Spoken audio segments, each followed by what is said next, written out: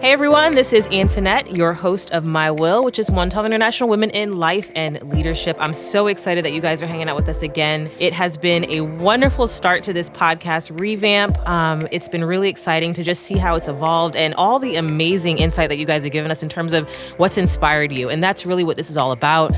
My.Will is really that focus on where your will and my will match up with his will. And I'm so excited as we've transitioned to a brand new series. I like to title it the Mind, Body, Soul series, where it's really still about that purpose and identity, but focusing a little bit more on some specific areas. So stay tuned. It's going to be awesome.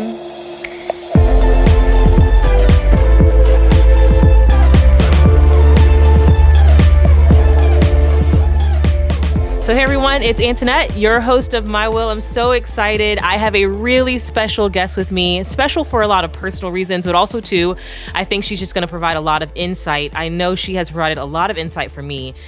So let me just give you, the punchline. It's my sister, yay! My sister Michelle, who is an athletic trainer. She is Dr. Michelle Aiken, and I'm so excited to have her on this episode, focusing on the body in this Mind, Body, Soul series that we've transitioned to.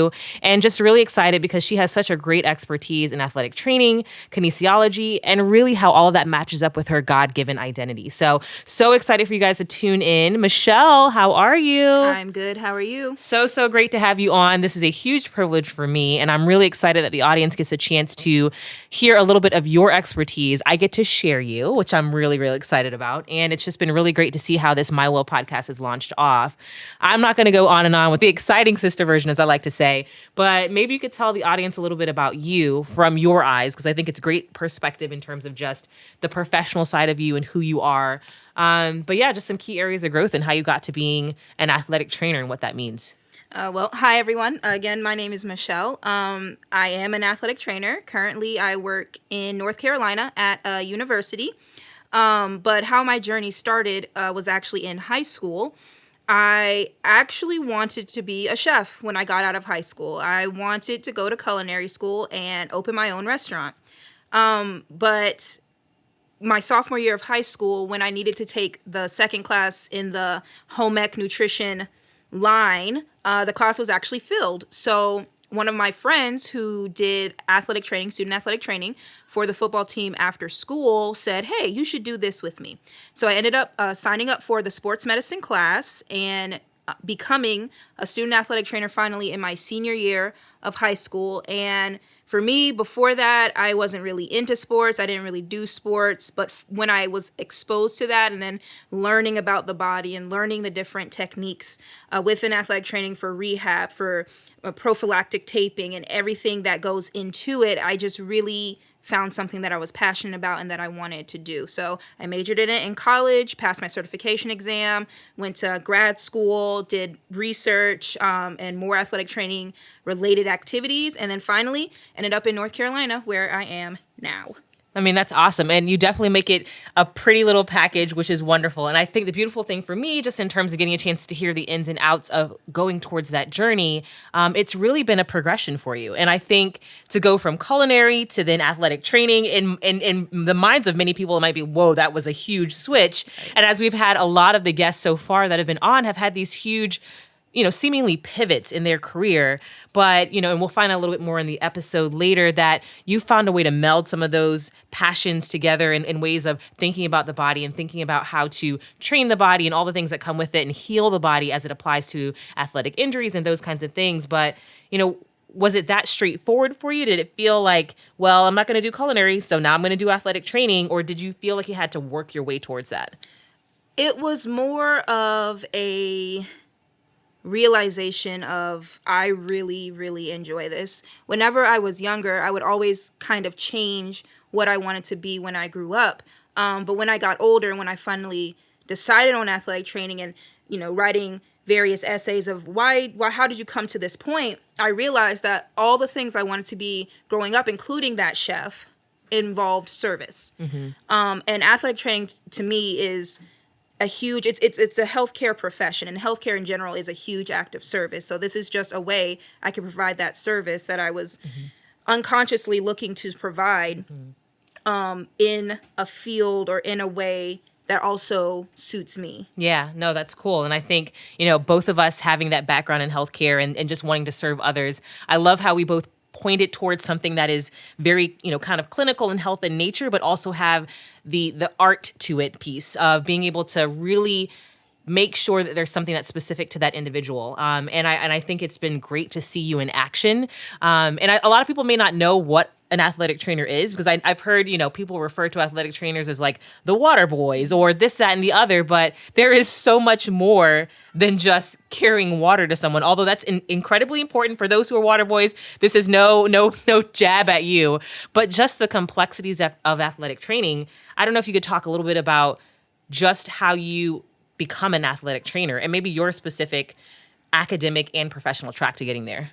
Well, the main thing to remember is, like you were saying, athletic trainers are not just water boys. Mm-hmm. Water and rehydration is a portion of what we do to keep the athlete healthy. Another thing to remember, athletic trainers are not personal trainers. Mm-hmm. We are allied health professionals, healthcare professionals that specialize in the prevention, diagnosis, evaluation, and rehabilitation of sports-related injuries.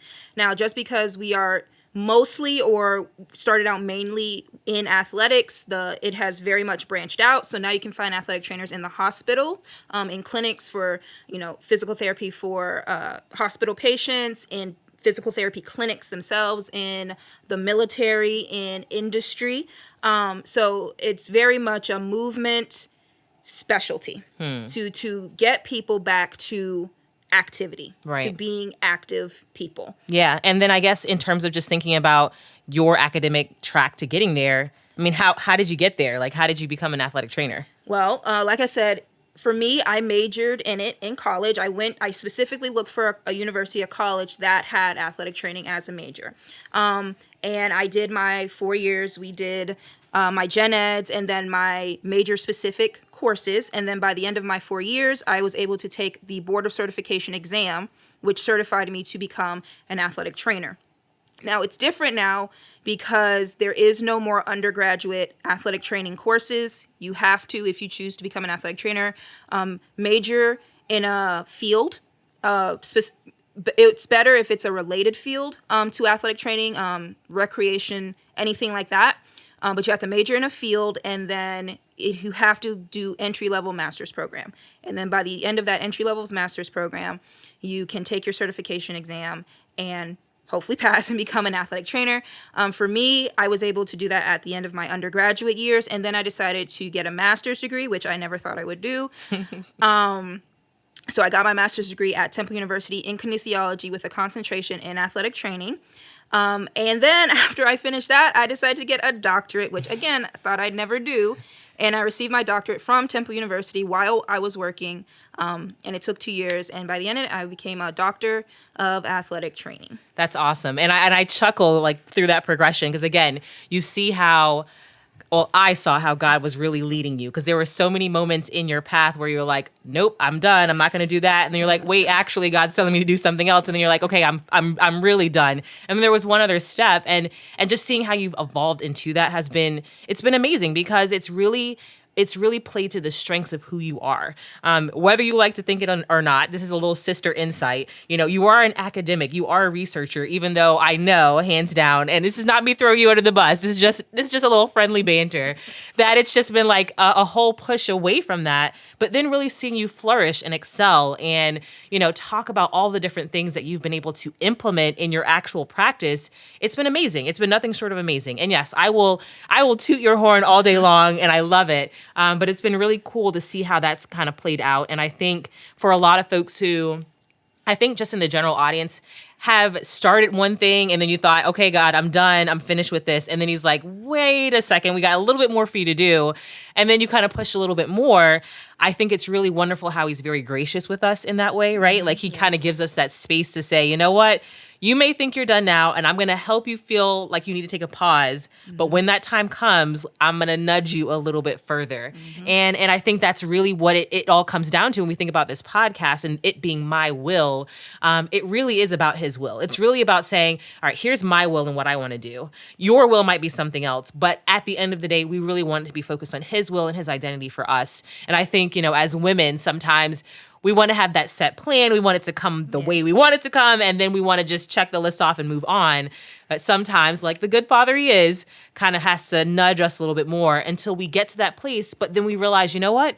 I actually am flourishing. This actually is what I want to do. And it's amazing with that. So anyway, insider perspective, but I love it. So let's divert a little bit because I want to really get into the nitty gritty of, physical health and injuries. And just as a disclaimer, although Michelle is a certified athletic trainer and she has her doctorate, she is not necessarily your certified athletic trainer. So any tips that are shared is really just, for educational purposes, just for us to have some ideas. So some things may not be applicable to you. Make sure that you consult your health provider, the person that you're going to that's helping you with any major injuries, athletics, or anything that comes with your health. But we'd love to share some tips because I think it's really important to have some kind of basic ideas. And then people adjust accordingly, right? So in terms of just your thoughts, especially in working with athletes, what have been some of those kind of big challenges or obstacles to good physical health, especially when it comes to healing common injuries? Because again, I think sometimes, those of us who have played a lot of sports, we're like, I'm just going to push past the pain and it's going to be fine. But really, that's not the best way to go sometimes or anytime whatsoever. But what are some of those big obstacles that you've noticed in terms of just being an athletic trainer?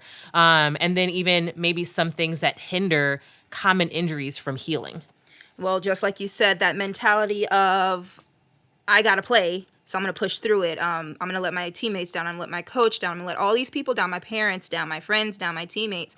And so I'm just going to push through no matter what, and I'm going to play.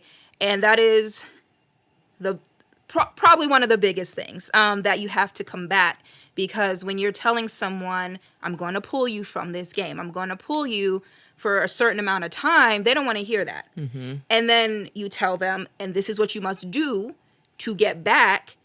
They don't want to hear that. And so they don't want to do what is necessary to get back. So oftentimes I see, I pull someone, they don't come to rehab, don't do what they're supposed to do. They go back out there and they have these nagging injuries. It didn't heal properly, or it's constantly re-aggravating. And you tell them this could have been avoided if you have just done what you were supposed to do in the first place. But sounds like a life lesson. Yes. That sounds like a whole life lesson right there. Yes, it is. Very much so. But that is the biggest thing I see is that I'm going to push through no matter what, even to my own hurt. And then when I am hurt, I'm not going to do what's necessary to get better. And then I'm just going to keep complaining about it. You're preaching, Michelle. You're preaching. This is amazing. And I mean, like, seriously, when I say that's a whole life lesson, I feel like that happens across the board in every area of life, whether we're talking about physical health, but just even emotional health, mental health, things in life in general. There are so many times where we just keep pushing through, or we try to ignore the pain, or we try to deal, and fill in the gap of whatever pain is for you. And again, speaking in the sense of God and what he's calling us to do, he might be saying, hey, I'm trying to pull you out for a minute. I'm trying to get you to heal, whatever the thing might be. And you're like, God, put me back in. I just want to keep going, I think of those movies like, put me back in, coach, and really, he's a good father. He knows that we need to rest in things. He knows that we need to tend to things. And a lot of times we put that pressure on ourselves, right? To fulfill everything for everyone. And I'm totally guilty of that many, many times. And he's really just like, I got this. Like, let yourself heal. Let this thing get back on track to what it needs to be. Let me even take care of the feeling of disappointment or guilt, or I should have done more. I could have done more. I got to just push, or I just got to do more. I just got to tolerate more. When he's really saying, my daughter, it's okay. And we end up aggravating things more. Right. And we end up stretching things out and exacerbating things, right? Yep. And we just complicate the situation. And then we find ourselves, we can apply that to like bitterness or unforgiveness or everything else. And it's like, wait, why am I always nagging about this thing? Or people might come to us and say, you're kind of nagging about this thing all the time. And it's like, oh, you know what? I should have let this thing go, or I should have let this thing heal. And I didn't. Right. And now it's, manifesting in a whole bunch of other ways. So anyway, that was an enlightening thing for me that opened my whole mind in thinking about it. But I think it's so true. And I think it's so true that we have to be willing to listen, right? Yes. We have to be listening to our bodies, but also listening to all the other pains that might be coming up, all those other pain points, which is, kind of a buzzword now, and especially thinking about our current society and situation. And there's so many pain points. And sometimes when things should be healing, we keep pushing past it. Right. And then all of a sudden stuff's screaming and we're like, whoa, what's going on? Why is there so much pain? And it's like, I should have dealt with this before. Right. I should have dealt with whatever the thing is before. I should have listened more. And, again, the Father is very gracious and he gives us a chance to recover when we need to. But he often is telling us there is a better way. Right. There's other ways to deal with that. And so anyway, bringing it back home to, because I could go all on a whole nother tangent and thinking about it, but thinking about in terms of just your expertise and especially too, thinking about the physical body. I know there's probably a couple of tips or tricks that you can give us as it applies to, if there is, in the physical sense, certain common injuries, a twist ankle, a sprained hip or something like that obviously within reason, obviously, if there's anything that's beyond something that's bearable, go to your provider and take care of that. But are there certain, stretches or treatments or kind of basic things that you could do at home or in your own workouts? Because a lot of people are probably working out from home now, or just, again, at the time of this recording and all the things that are going on, you kind of have to be innovative in how you do those things. But I don't know if you have some insight. The biggest thing I say is that oftentimes what we think is injured or we think is hurt is just tight. And the only way to get rid of tightness is to stretch. Stretching, in my opinion, solves 85% of the complaints we have. Wow. Because normally we just wake up with a little twinge or nothing happened. It's just tight or it feels painful one day. Yeah. And stretching can really resolve a lot of issues. So when my athletes come to me and they say, oh, I was hitting in the cage and I can't move my arm today, or I was doing a thing, I bent over and I came back up and my back spazzed out on me. The first thing I give them to do is to stretch. I give them a stretching regimen. They don't like it because people like quick fixes. Yeah. And stretching is not a quick fix. Right. Stretching, it needs consistency and it needs tolerance. And so it's not a quick fix, but it's a long-term fix. Right. So to me, stretching is so important to being at your peak physical health or getting towards your peak physical health or regaining that activity. Yeah, no. And I mean, again, you're giving us a whole lesson on life in general. Again, how often do we want that quick fix, especially when it comes to pain? When it comes to things that hurt us, we want the pain to just go away. Right. And again, that can go across the board, but just recognizing that understanding that there are some things that really it's about that prevention piece, right? Right. It's about doing those things that may not feel like it's the quick fix, but it's going to heal you better and it's going to keep you stronger for longer. Exactly. And I think it's so important to understand that sometimes in life, we won't be able to have those quick fixes. Right. It doesn't mean that it won't get fixed. It just has to take the time that it needs. Right. And I think that's such an important thing. And I think it's a reminder that we have to be gentle on ourselves. And I think about, for all the moms out there who are doing all kinds of things and all the, the individuals out there who are trying to manage things on their own and just the everyday individual. Just sometimes it's okay to just stop and stretch for a minute. Stop and just take care of those basic things to get that in order. And that's really going to give you that stamina and strength that you need. Some of us want to get out there and we haven't been out of the house and who knows how long. It's like, I'm going for a huge run. It's going to be great. But really your body might be just saying, just stretch for a minute. Right. Just take a minute, start this off slow so that you can actually be better in the long term. So, and then in terms of those treatments, maybe the basic everyday treatment things. Again, you feel that twinge, you feel something going on, and a stretch may not get it just right. What are some basic things that people might be able to do? Well, it all depends on what's going on. But a lot of times, massage can actually help. And people can massage themselves. And you can actually be creative and do a warm massage or a cold massage. But cold massage, you can just fill up a disposable cup, paper cup with water, freeze it, and when it's frozen, tear the paper off and just massage the area that's tight, or massage the area that has the knot. Put a warm compress on it, let it warm up for a bit, and then use your hands and just massage the area. Massaging in general warms up the body anyway and brings blood flow to the area, which brings nutrition to the area and oxygen, and then also allows the blood vessels to get debris and cellular debris out of the area, which then thereby decreases the inflammation that's building up in that area, which automatically makes the area feel better. Yeah. And explain cellular debris for those who may not, in layman's terms, for those of us who, I know what you're talking about, but I mean, for those who just aren't in the health industry, right? Unpack that a little bit. Cellular debris is just a byproduct of inflammation. When something goes on in the body, when the body experiences a trauma, inflammation automatically occurs. It's not necessarily a bad thing. It's a natural process, but sometimes the inflammation can get out of hand. And so when the inflammation gets out of hand, it brings all these things, we'll say, to the area. Right. And it causes pain. It can cause swelling. It can cause all these different things. And one of the consequences of it is if you have that too much swelling, or if the area is injured or too inflamed, it puts pressure on the cells, which causes the cells they can break apart, they can kind of rip apart, they can just be destroyed. Right. And so when they are destroyed, those cell parts stay in that area unless they're removed from the area.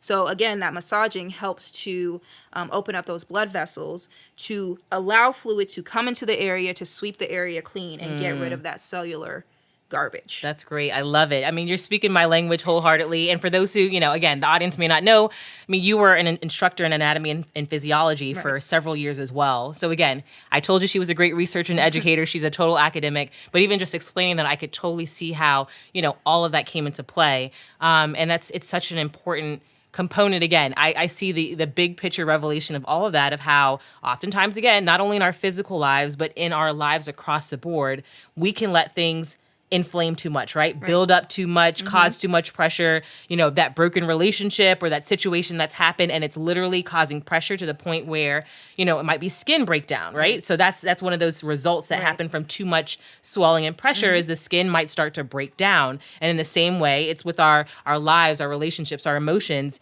Things may start to break down when there's too much pressure. Right. And so it's just being able to kind of alleviate that pressure, take it a step at a time, massage it down so you don't have permanent damage. And again, this is a whole revelation for me, but also too in that physical sense, just to make sure you preserve and keep things intact so that it's not going to have, more complications in the long run. So, and with massage, actually, funny thing about it is a lot of times if you're doing it properly, it's actually painful because you have to really force the fluid back to where it's supposed to be. Interesting. So you can have these nice, gentle, non-painful massages, but if you want to see some faster results, some more long-lasting results, then you actually have to really apply pressure to the area in order to move what needs to be moved. Interesting. Oh man, I'm not gonna go, because I'm like, again, you're giving me all kinds of revelation right now and just thinking about the entire context of all of it. But I love it. I could go on and on and on just thinking about it. But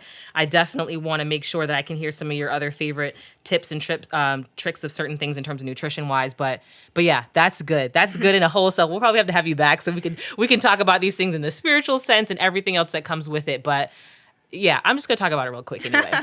Just that point that you said about, sometimes we expect, especially when it comes to massages, people think, oh, gentle and relaxing.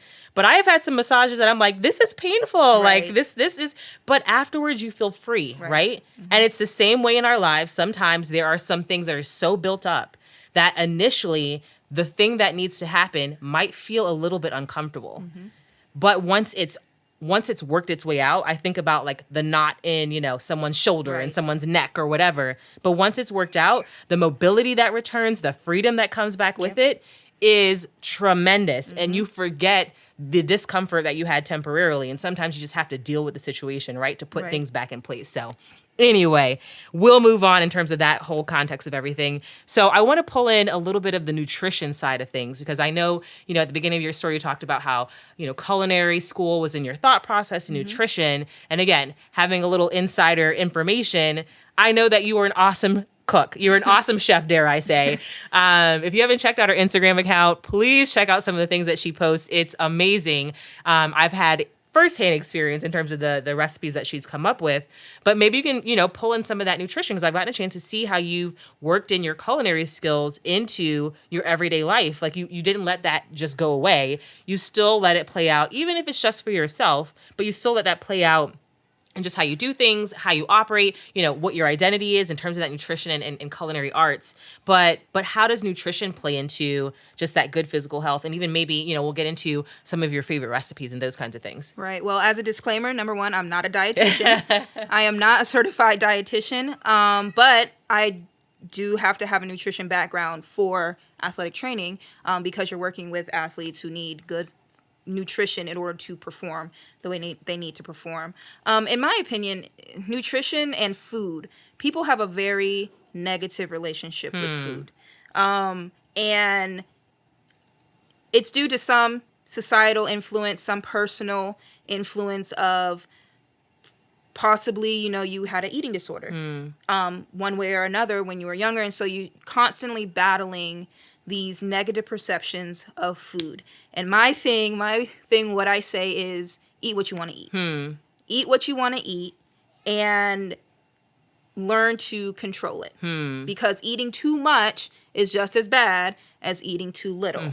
It's not really what you eat. There are some foods that are garbage foods. You should stay away from them if you can at all. Stay away from them. But food overall in general is fine. It has what you need, and it has what your body needs to function appropriately. So eat what you want to eat, just don't go crazy, and eat enough. Right. Yeah. And that's so true. And I think that's such a freeing point, right? It's like, you need to eat, so do it. Right. Yes, we acknowledge that there's some things that will add no nutritional value to you, so avoid those at all cost, or as much as possible. Right. Even that with balance, right? Right. And oftentimes, even in terms of the nursing world and my background as a nurse practitioner, a lot of the things that I even told people to strive for is strive towards a healthy balance. Right. Yes, there are going to be certain things that need to put certain nutrients, certain minerals into your body that you will get from food, but still have a healthy balance. And when you're striving for a healthy outlook versus I'm just trying to do this to lose X amount of pounds, or I'm going to do this crash diet to do XYZ thing, that's when you go into dangerous zones. And I'm sure you probably have seen that often especially within the athletic world, of just that pressure again, that pressure to perform, that pressure to be perfect, that pressure to make everything, line up. And again, you might just be pushing past the pain or just pushing things into your body just to deal, or not putting things into your body and trying to, meet some kind of measure or expectation, as you go. It's surprising how in sports that you don't think about it, gymnastics, we think about it, wrestling, we think about how there is very much a body image connected to that sport. But there are certain sports that you don't think about, that there's also a very strong body image connected to it that people strive toward. And if they don't reach it, society, teammates, coaches, whatever, ridicules them. And so it leads them into dangerous eating patterns, whether it's eating too much or trying to gain weight. In football, it's good to be a big body. You want to be strong, you want to be muscular so that you can move people around so they don't move you around. So you get people eating too much, trying to consume supplements that are not regulated, so you don't know what's in them, and consuming too much, consuming things they shouldn't be consuming. You have people eating too little because, they're supposed to be faster. The coach said they needed to reach this mile marker this time, doing their laps around the soccer field, even though there is no individual pace set for them whatsoever and no individual testing was done. But coach knows, and therefore coach said I need to reach 2 miles in 6 minutes. And so they don't eat because they want to get faster. Or, you have your volleyball player who, surprisingly enough, there's very much that image of tall and skinny associated with it. So she just doesn't eat at all and over exercises and does everything she can to not gain weight. Yeah. And I mean, I think if anything, this is just kind of that moment to stop and pause for all those who are listening. Please take care of yourself. Yes. If you are struggling with an eating disorder, an image disorder, yes. If you are feeling the pressure of performance, please seek help. Please, please, please. I can't say that enough times. We know that there's so much expectation and pressure, especially to, currently, again, in our current circumstances, we don't know what's going to happen with sports, right? Right. And so people still feel that pressure of like, I got to keep myself in a certain way so that I don't know what's going to happen, so I don't lose this or that or the other. Please make sure that you are having the proper support that's appropriate for you to stop and say, you know what? Enough is enough. I need to seek help. Yes. Because your life is important. It's valuable. It's needed. And especially, and I know, athletes also deal with a lot of mental health struggles as well because of the performance and the expectations. Yes. And in general, there's so much pressure from society, but especially, in the athletic world, there's an extra pressure, it seems, that's added onto all of that. And so it's just so needed to stop and care for yourself along the way. Yes. So anyway, I mean, this has just been such a rich episode, and I am so thankful to have this opportunity to share your insight again, not just because you're my sister, because you're so knowledgeable about it, and also, too, I think this is just such a timely conversation. But as we kind of get to that ending point of the episode, I'd love to have some fun stuff, right? I want you to share some of your favorite resources, recipes, workouts, research. I want to hear it all. I want to hear it all in as packaged as you can. But we'll start. Okay, let's start with recipes. So, what are some favorite recipes that you have out there? Easy recipes. I work a lot. Yeah. I work a lot. The nature of athletic training is that you work a lot. And so when I am coming off of work, I don't want to cook. I don't want to be standing at the stove for 2 hours when it's 7 o'clock and I just got off and I need to eat and go to bed so I can wake up in the morning to go back to work. So I often do recipes that are either quick or I cook for leftovers. I cook big meals or a pot of something, pasta, oftentimes a casserole, and I will eat it for leftovers. Purposefully cook so I have enough so I don't have to cook every day. Yeah. When I have time, if I have time, then I will do my day cooking. So usually it's on a Sunday. I call it Sunday cooking. And I will plan out my recipes. I plan out my recipes at the beginning of the month when I go grocery shopping. And I say, I'm going to cook this, this, and this. Usually 3 recipes so I can rotate it and not get bored. And I will just make a big batch of it and I'll eat it for leftovers, eat it for several days until I need to cook again. And then in between, I do my quick meals if I need to. And that's pretty much how I've worked it out. That's pretty much my cycle. But pasta dishes, casserole dishes, baked meat in general, with if you cook sides, rice, mashed potatoes, anything like that, vegetables. I always try to have a meat, a vegetable, and a starch, basically. Definitely a protein, some sort of green vegetable or vegetable in general, and then a starch. Yeah. Whether it's bread, mashed potatoes, anything like that. Noodles, rice, something like that. But that's my general go-to, my general pattern. You're making me hungry. I love it. I love it. Okay. That was good. I like that. And then in terms of maybe your favorite workouts to do, are there certain workouts that you really tend to favor, or even just certain stretches that you tend to favor or that have been really helpful? For me, how I work out, I combine cardio and strength training. So I know there's so much research on should you do cardio first or last in your workout. Should you do cardio and strength training on the same day? Do what works for you. Do what works for you. Now, if you are a bodybuilder and you're about to enter a competition, there is certain regimen you have to follow. If you are a marathoner, there is certain regimen you have to follow. Me, I need to just live. I need to be able to work well and pick up heavy things and put them down again. So for me, I do strength training and cardio on the same day. Now, I run. I'm not a good runner. It takes a lot to run. I hate it, but I do it because and you're consistent with it. Right. It works for me. I do strength training 3 times a week. And I do it right after I run because that's just what works for me. I prefer strength training just because I think I'm more suited for it. But you need both. Again, it's that whole balance thing, well-rounded. You need both to be fully functional, to function as optimally as you can. Yeah, no, that's good. I love it. And then I guess in the last couple of minutes, I want to hear about your research. Let people know, like, what are the things that you specialize in? Because again, I can go on and on and on, but again, it's that balance piece of like the academic and education piece. What has been some of your main research focuses or foci that you've had so far, to date? Well, a lot of times people will focus on one single research subtopic area. That's not, for some reason, that's just not how I do things. I have many different areas that I like to look at.